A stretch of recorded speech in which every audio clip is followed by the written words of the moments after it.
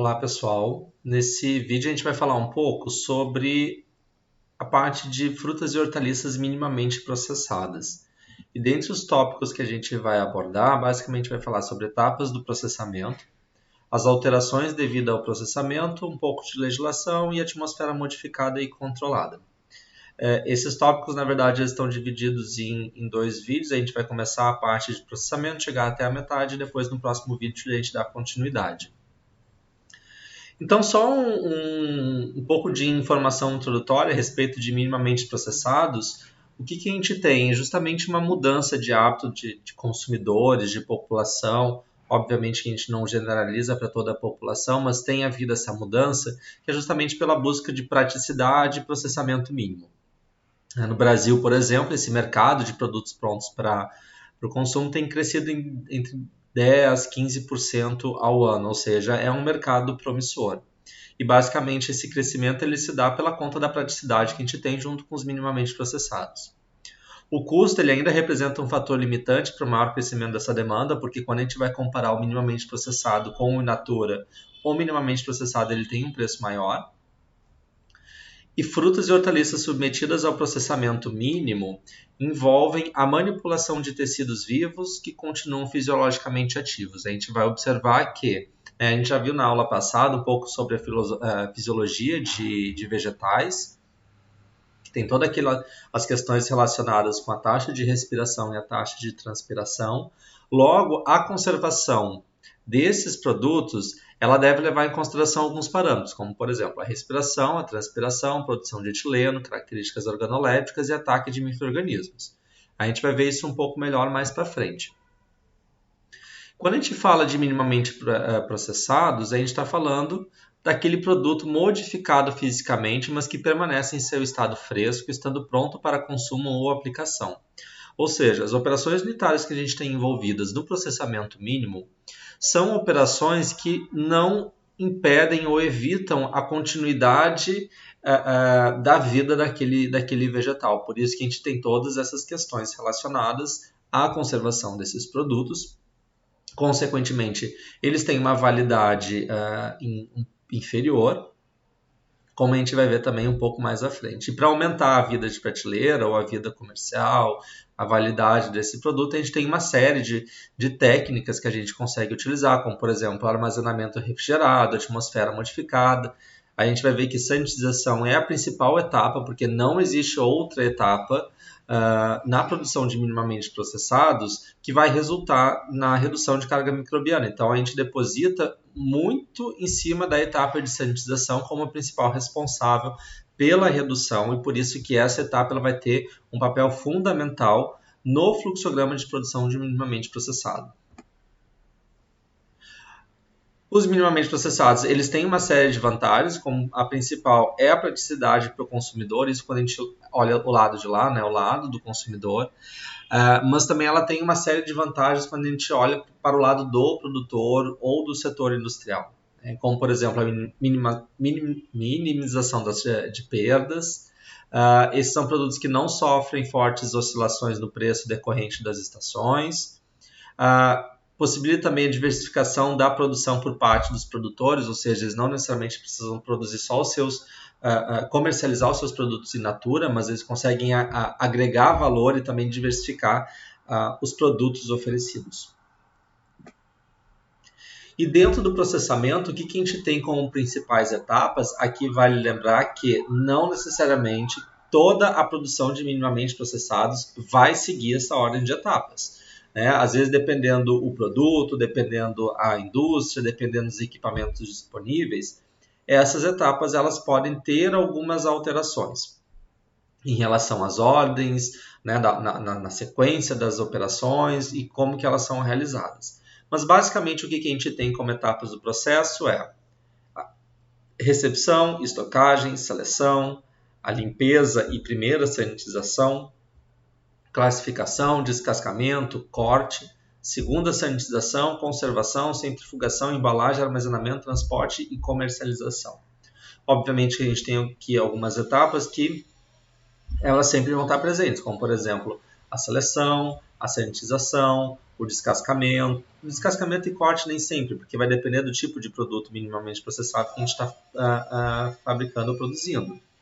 Mas a sanitização, a classificação, a seleção, a sanitização, a embalagem né, e armazenamento também, eles sempre vão estar presentes. Então, vendo um pouquinho cada uma dessas etapas. A recepção, que é a primeira etapa, ela deve ser feita em local externo à área de processamento. Outra coisa, a gente vai observar que muitas dessas etapas, elas são observadas também em outros fluxogramas de operação, como, por exemplo, produção de geleia, produção de compotas, produção de produtos desidratados. Todas essas primeiras etapas, elas são comuns a quase todos as tecnologias envolvidas com frutas e hortaliças. Mas então, voltando aqui para a recepção, né, a pesagem para melhor controle da produção e rendimento. A pesagem, na verdade, ela é algo alternativo, mas ela serve para a gente conseguir ter um controle ao longo da produção, principalmente para avaliação das perdas ao longo do processo. E conseguir identificar onde que a gente tem as principais perdas e como que a gente, como engenheiro de alimentos ou como um profissional responsável daquele processo, a gente consegue melhorar e reduzir essas perdas. Pode-se fazer uma pré-seleção para a retirada de produtos impróprios, isso a gente já viu lá também quando a gente falou do pré-beneficiamento de frutas e hortaliças. A própria recepção ela já pode ser combinada também com uma etapa de seleção, de classificação, principalmente seleção para conseguir se retirar aqueles materiais impróprios. Quando a gente fala materiais impróprios, são os vegetais podres ou os vegetais que estão fora de um padrão de amadurecimento. E retirar o calor proveniente do campo de forma rápida também é algo que pode ser feito na recepção desses produtos. E essa etapa ela tem como principal objetivo justamente diminuir a temperatura desses vegetais e, consequentemente, né, por que a gente precisa diminuir a temperatura? Porque a temperatura ela tem essa relação direta principalmente com taxa de respiração, e taxa de respiração, como a gente viu, toda essa influência no processo de senescência desses vegetais. Aqui a gente tem algumas fotos de recepção. Obviamente, quando a gente fala em minimamente processados, a gente não vai ter isso aqui, né? Isso daqui, na verdade, são para grandes produções. Isso não está relacionado necessariamente com minimamente processados. Aqui, normalmente, é a indústria de processamento. Tá? O que a gente vai ter muito em comum dentro da produção de minimamente processados são recepções desse tipo, né? Dentro de caixas plásticas, aqui o exemplo da pesagem que eu tinha comentado, como um controle de perdas, a recepção já sendo feita aqui num tanque de lavagem, onde a gente consegue associar com lavagem, ao mesmo tempo consegue retirar esse calor proveniente do campo, né, por conta do contato com água, mas essas aqui são as principais formas que a gente vai observar em relação à recepção de minimamente processados. A estocagem ela é uma etapa alternativa, isso vai depender da demanda que existe dentro daquela indústria em relação ao processamento. Então, às vezes, a gente pode ter a recepção de matéria-prima e não necessariamente ela ser naquele momento processada. Quando isso não acontece, vai ser necessária uma etapa de estocagem. Essa etapa de estocagem ela vai precisar de alguns cuidados. A estocagem normalmente é o quê? O armazenamento refrigerado, quando os vegetais precisarão ser previamente estocados.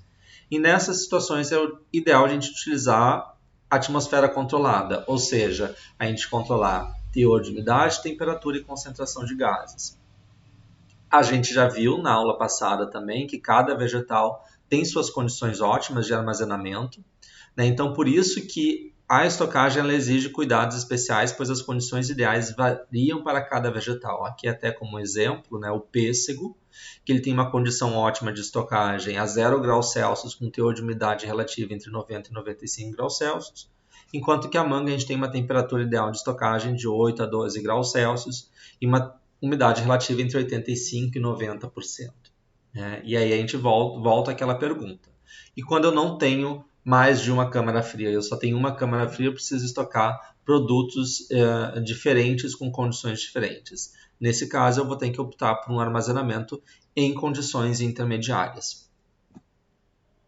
Aqui, de novo, algumas fotos, né, de câmaras frias de armazenamento. Os tamanhos são bem variados, a gente vai ver um pouco mais quando a gente for falar de frutas e hortaliças refrigeradas e congeladas. Mas, basicamente, o que a gente tem é esse sistema. Né? Minimamente processados, a gente tem uma relação muito próxima com quase todas as áreas de alimentos, né? Seja cozinhas industriais, restaurantes, indústrias de processamento mesmo. E o que a gente vai conseguir ver normalmente é isso, né? Câmaras frias com uma variedade muito grande de tamanhos. Aqui a gente consegue observar também, né, diferentes produtos sendo armazenados na mesma câmara fria. Diferente dessa daqui. Essa daqui é uma situação onde a gente tem só armazenamento de banana. Obviamente que nesse caso aqui a gente vai dar prioridade às condições de estocagem das bananas, né? Etapa de seleção. O principal objetivo é a remoção de produtos com defeitos que não serão processados. Normalmente a seleção ela é feita de forma manual e tem também a remoção de sujidades aparentes. De novo aqui alguns exemplos. Óbvio que aqui a gente tem grandes escalas de produção, né? Aqui ervilha, laranja, isso daqui parece tomate cereja. Esse aqui eu até estou na dúvida se isso aqui é... Acho que deve ser laranja. Não sei se é laranja ou batata. Fiquei na dúvida aqui. Mas enfim, a etapa de seleção justamente o objetivo é conseguir remover aquilo que o operador ele vai conseguir identificar como não adequado para o processamento, né? Aqui a gente consegue observar que tem uma esteira central, onde o funcionário ele joga o material inadequado dentro dessa esteira e esse material inadequado depois vai para uma outra linha, ou então para descarte, ou para a produção de algum outro resíduo para depois ser aproveitado de alguma outra forma. A limpeza e a lavagem, né? Tanto limpeza e lavagem elas podem ser feitas de forma separada ou de forma combinada. Porque essa limpeza ela pode ser a seco ou a úmido. No caso da limpeza a seco, o principal objetivo é a retirada de resíduos grosseiros, como folhas, terras, que normalmente vêm junto em função da colheita, e reduzir o consumo de água quando combinada com a lavagem a úmido, né? Então a gente tem, para a lavagem a seco, o uso de escovas, classificadores com ar, onde a gente consegue separar por diferenças de densidade, separadores magnéticos, principalmente para remoção, para a remoção de metais, peneiramento e processos combinados. Obviamente, isso aqui ele vai acontecer quando a gente tem escalas maiores de produção. Escalas menores a gente vai ver que acontece muito mais manualmente e quando a gente fala em minimamente processados, a quantidade de produtos produzidos em pequena escala ela é muito maior. Tá? Então todas essas etapas que a gente vê de forma manual vai ser mais comum de a gente conseguir observar na indústria. No caso da lavagem a úmido, a gente tem diferentes formas como essa lavagem ela pode ser feita. Ela pode ser feita por imersão com agitação, aspersão, ou então combinação desses diferentes métodos. No caso da imersão, a gente consegue fazer a remoção dessas sujidades mais grosseiras. A imersão com agitação, justamente esse turbilhamento gerado, tu consegue remover melhor a sujeira, né? E essa agitação ela é provocada ou por meios mecânicos, como hélices ou pás, ar comprimido, ou até mesmo bombeamento da água de lavagem que causa essa turbulência. A aspersão, a gente tem a exposição dos vegetais a jatos de água. E essa eficiência da lavagem, quando utilizada por aspersão, ela depende da pressão desses jatos, distância do produto, tempo de exposição, número de jatos. E, por fim, os processos combinados, que normalmente é o mais comum, principalmente em larga escala, onde a gente usa a imersão com agitação associada à aspersão. Tá? O processo combinado ele acaba sendo mais eficiente, principalmente também porque tem uma maior economia de água. Alguns cuidados que a gente tem que ter ao longo da etapa de limpeza e de lavagem. A qualidade da água, que tem que ser uma água de boa qualidade. O tempo de imersão deve garantir a limpeza adequada, de 3 a 15 minutos. A gente não tem uma regra geral, isso vai depender muito de caso a caso, de como a matéria-prima chega na indústria, ou seja, a qualidade daquela matéria-prima em relação às suas características de limpeza. Podem ser utilizados detergentes, só que a gente tem que ter em mente que quando o detergente é utilizado, a gente vai ter que existe a necessidade de um enxágue posterior. De novo, quando a gente fala em minimamente processados, é um pouco difícil a gente ter a lavagem com detergentes. Tá? E a gente chega aqui na primeira sanitização. Né? Como eu tinha comentado, o processamento mínimo de vegetais, de frutas e hortaliças, não envolve nenhum tipo de tratamento térmico, né, que possa assegurar a destruição dos micro-organismos patógenos, como, por exemplo, pasteurização, até mesmo branqueamento, apesar de o branqueamento o objetivo não ser redução de carga microbiana, esterilização, enfim. A gente não tem a utilização de tratamento térmico. Então, consequentemente, a higienização e sanitização são processos fundamentais para a gente conseguir garantir uma qualidade microbiológica desses produtos. Cloro é o sanitizante mais utilizado e a ação desse sanitizante ela depende de alguns fatores, como, por exemplo, a concentração na forma ativa, o pH da água de sanitização ou da solução de sanitização, a concentração de carga microbiana, a temperatura, tempo de contato e natureza das impurezas. Tá? A gente vai ver que temperatura e pH está muito relacionado com a estabilidade do cloro na sua forma ativa. A concentração de micro-organismos, obviamente, quanto maior for a contaminação, maior vai ser a concentração necessária do sanitizante e maior o tempo de contato. Natureza das impurezas, principalmente por conta da possibilidade de algumas impurezas inativarem esse cloro presente. Tá? Então, como é que a gente consegue definir? Em função realmente da prática e do conhecimento da matéria-prima, das características da matéria-prima que a gente está recebendo. Como condições ideais, numa etapa de sanitização utilizando o cloro, o que a gente tem? Uma concentração de cloro entre 100 a 200 ppm na forma ativa, tá? O pH entre 6,5 e 7 e um tempo de 10 a 15 minutos. Normalmente a gente tem essas condições de operação na etapa de sanitização. E por que o pH entre 6,5 a 7? Porque se a gente for ver, né, basicamente o que a gente utiliza, tanto na indústria quanto cozinhas industriais, em qualquer estabelecimento manipulador de alimentos, a gente utiliza o hipoclorito de sódio como o fornecedor do cloro na sua forma ativa. E o hipoclorito de sódio, quando em solução aquosa, ele vai produzir hidróxido de sódio e o ácido hipocloroso. E o ácido hipocloroso é quem vai ter a sua ação ativa sobre esses micro-organismos. Só que o que acontece quando a gente tem um pH abaixo de 6,5? A gente tem a formação de cloro gasoso e que se perde para o ambiente. E quando a gente tem o pH acima de 7, a gente tem esse ácido hipocloroso na sua forma dissociada e também com uma efetividade menor. Aqui alguns exemplos, de novo, né, de lavagem e sanitização. A lavagem e a sanitização são etapas que elas podem ser combinadas. Né? Quando que eu vou combinar? De novo, em função das características daquela matéria-prima que está chegando. Se ela é uma matéria-prima que vem com uma grande quantidade de sujidades, terra, fezes de pássaros ou qualquer coisa desse tipo, a gente vai ter que realizar uma lavagem prévia à sanitização. Mas a gente tem aqui exemplos, de novo, em pequena escala. Isso é o que vai ser muito comum que vocês vão observar. Normalmente são as formas de se realizar a sanitização, principalmente em estabelecimentos menores, manipuladores de alimentos que produzem minimamente processados. Aqui a gente já tem alguns exemplos de processos em escala industrial, né? Aqui a gente consegue observar a utilização de imersão com agitação e aspersão, aqui também, aqui a mesma coisa, né? Aqui quase todos esses. Esse daqui só que é uma imersão sem agitação, aqui a gente também tem uma imersão sem agitação, aqui a gente tem só um sistema de aspersão.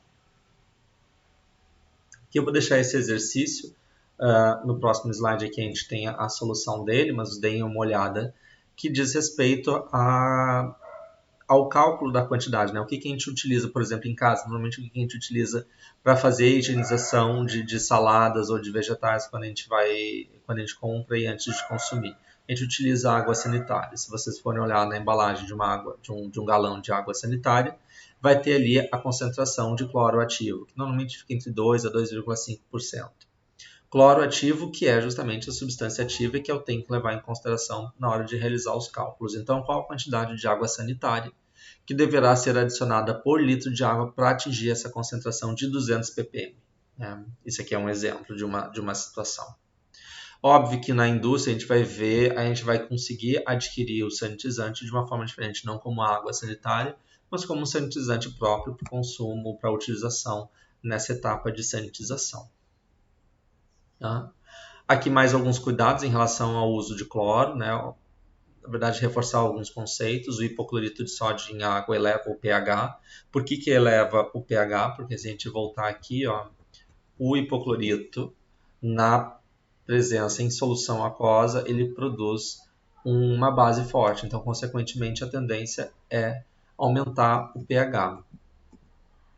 De modo que é necessário ajustar esse pH com o uso de ácidos orgânicos, ácido cítrico, por exemplo. Possibilidade de formação de compostos organoclorados, ou seja, o que é isso? É a reação que acontece entre o cloro com matéria orgânica. Por isso é necessário o uso de água potável, é necessário também a troca constante dessa água de sanitização, né? Essa troca regular da água evita também a formação desses compostos organoclorados. A gente tem que ter um cuidado, até porque esses compostos organoclorados eles são cancerígenos. E existem outros agentes sanitizantes, que não são tão comuns. Alguns, inclusive, não estão nem... não são ainda... Não tem legislação específica para eles. Mas dessas outras possibilidades de agentes sanitizantes, a gente tem derivados clorados orgânicos, como o dicloro e isocianurato de sódio. Ele tem um baixo potencial carcinogênico, justamente porque isso dificulta um pouco a formação de organoclorados. Ele é mais estável que o cloro e uma ação mais duradoura devido à lenta dissociação. O ácido peracético, ele permanece ativo na presença de material orgânico, isso também acaba sendo uma vantagem quando comparado com o cloro. Tolera temperaturas mais elevadas e pHs mais baixos, e a utilização normalmente ela acontece entre 50 e 100 ppm por 15 minutos. Às vezes o que dificulta a utilização desses outros agentes é o custo, né? A água eletrolizada ela é considerada como uma tecnologia emergente dentro da área de alimentos. Na verdade, a gente consiste basicamente em fazer uma eletrólise da água contendo uma quantidade, 0,1% de cloreto de sódio, né? Neste processo de eletrólise, eu tenho então a formação de reagente à base de cloro, que é o ácido hipocloroso. Na verdade, a gente tem a formação de duas soluções com características diferentes, né? A gente tem aqui a formação de uma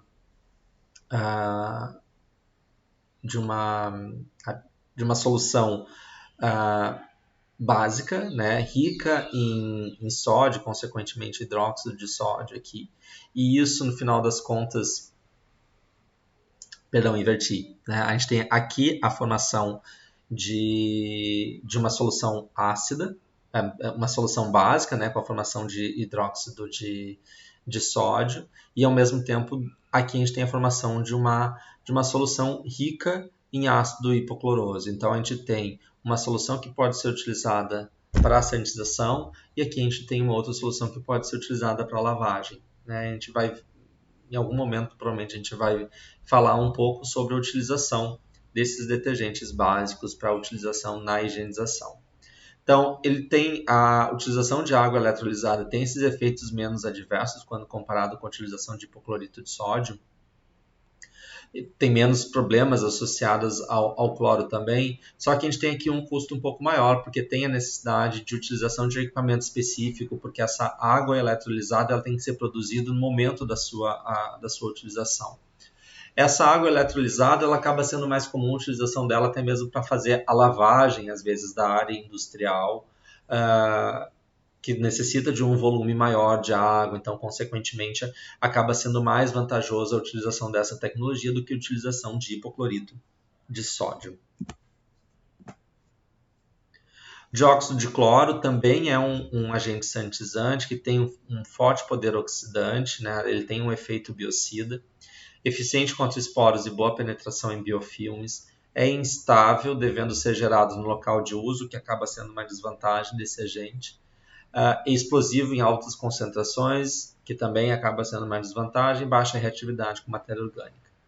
Tem o ozônio, né? O ozônio ele está em alta, ele também é tido como uma tecnologia emergente, ele tem um alto poder oxidante, ele é muito instável, degrada-se rapidamente, mas não deixa resíduos. Isso, por um lado, tem um fator positivo, que é justamente essa, né, o fato de não ser estável é uma desvantagem, mas ao mesmo tempo isso pode ser visto como uma vantagem pelo fato de não deixar esses resíduos. Uma vez que o ozônio ele tem uma toxicidade para o ser humano, então a sua utilização e aplicação tem que ter um cuidado principalmente em relação aos manipuladores. Uma necessidade de menor tempo de contato, necessidade de geração no local e investimento inicial alto. Então, o ozônio ele é uma boa tecnologia em relação ao seu poder sanitizante, só que ele tem todas essas questões relacionadas ao custo mais alto. Então, a gente não vai ver a utilização de ozônio, vai ser muito mais difícil ver a utilização de ozônio dentro de uma pequena indústria. A não ser que seja para a produção de algum produto diferenciado, onde tu vai conseguir agregar algum tipo de valor e levar esse custo para o preço final do produto. E por último, o peróxido de hidrogênio. Ele é bactericida devido ao seu poder oxidante. A maior parte desses agentes sanitizantes, o seu poder de ação está justamente nessa questão do poder oxidante que eles exercem, o que acaba rompendo membrana plasmática e aí, obviamente, inativando essa carga microbiana.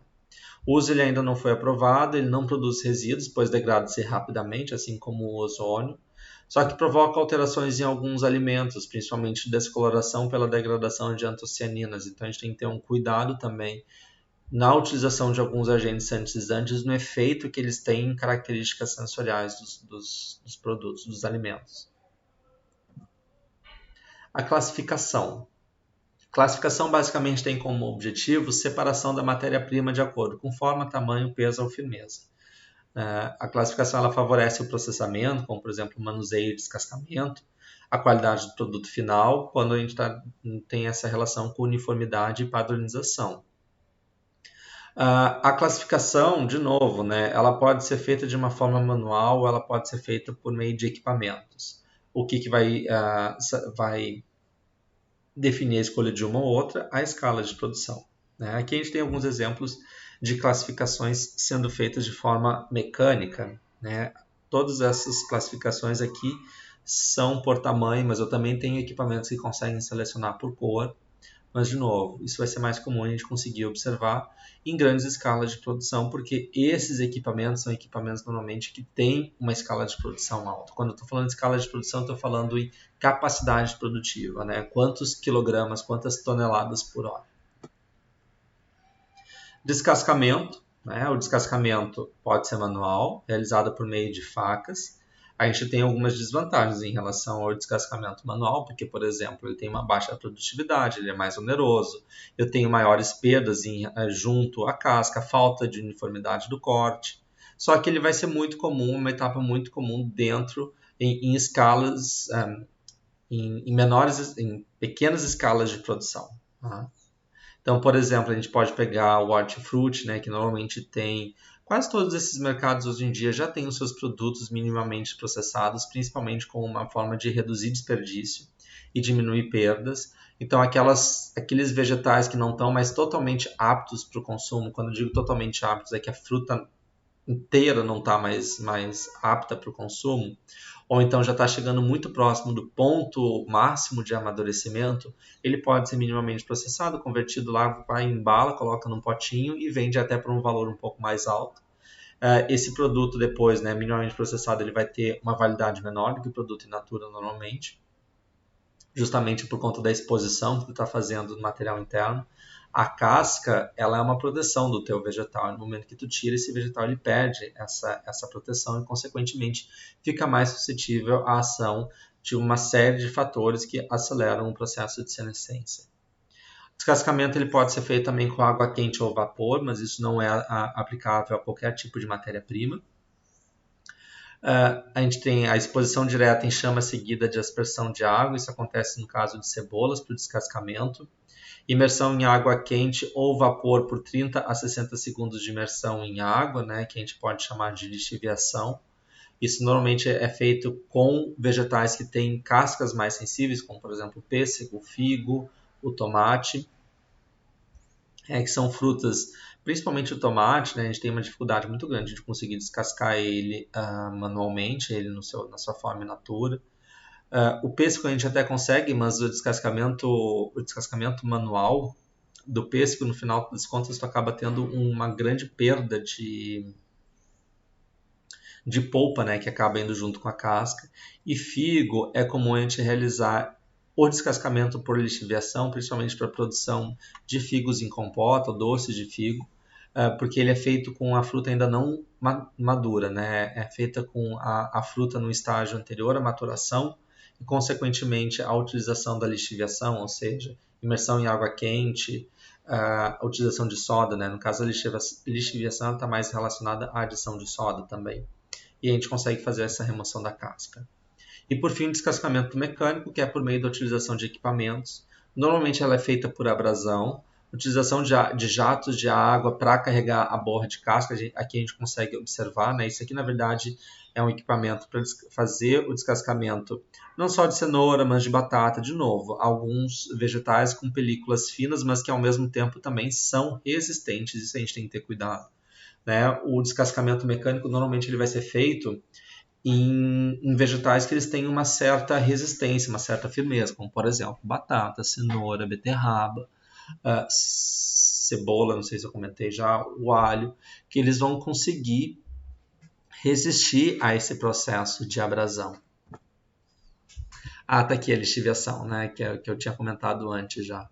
O descascamento por lixiviação, né, ele é muito semelhante à imersão em água quente. Aqui, só que ele tem a adição de hidróxido de sódio, então é um tratamento alcalino, também realizado a uma temperatura relativamente alta, de 80 a 90 graus Celsius.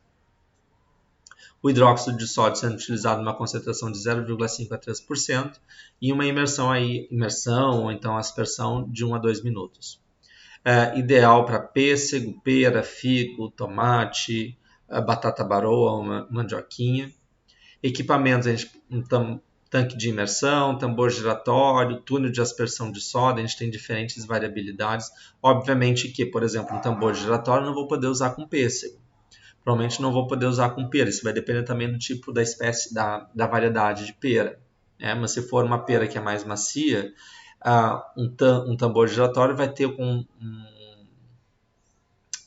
contato mecânico muito grande, né? Então, um dano mecânico muito grande e aí acaba não sendo indicado. Ele vai ser indicado para produtos tipo a mandioquinha. Após a aplicação de soda, os produtos recebem jatos de água para retirar o excesso de soda e um banho de ácido cítrico justamente para neutralizar a parte da soda que ela acaba sendo absorvida, principalmente na parte mais superficial do fruto. O corte. Durante o corte, o objetivo principal é a redução em porções menores, com formatos e tamanhos padronizados.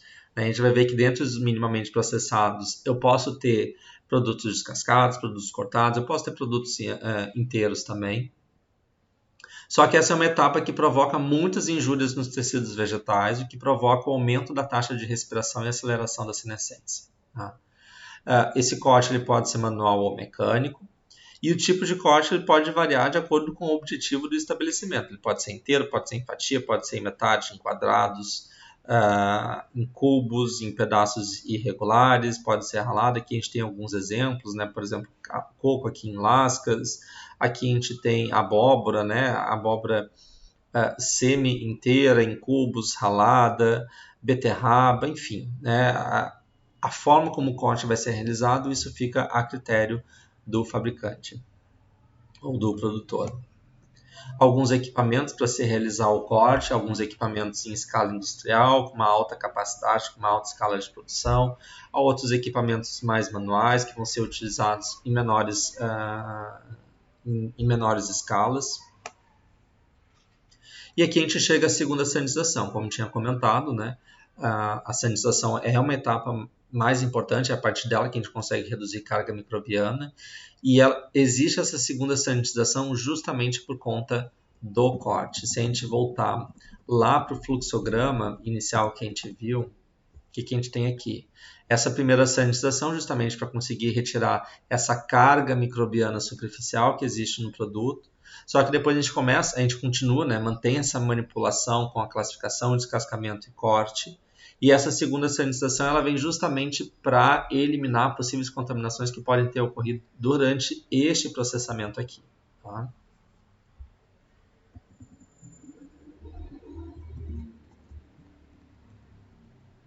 Então, essa segunda sanitização, ela é realizada com agentes sanitizantes nas mesmas condições da primeira sanitização e água fria, em torno de 5 graus Celsius. Quando eu digo mesmas condições da primeira sanitização, estou dizendo em relação à temperatura, pH, concentração de cloro ativo. Às vezes, a concentração de cloro ativo pode ser um pouco menor, porque normalmente na segunda sanitização, a carga microbiana ela é menor do que no momento da primeira sanitização. E essa segunda sanitização é necessária para a remoção de resíduos remanescentes e contaminações microbiológicas oriundas da manipulação. Bom, eu vou parar esse vídeo por aqui e no próximo vídeo a gente continua a partir de conservação.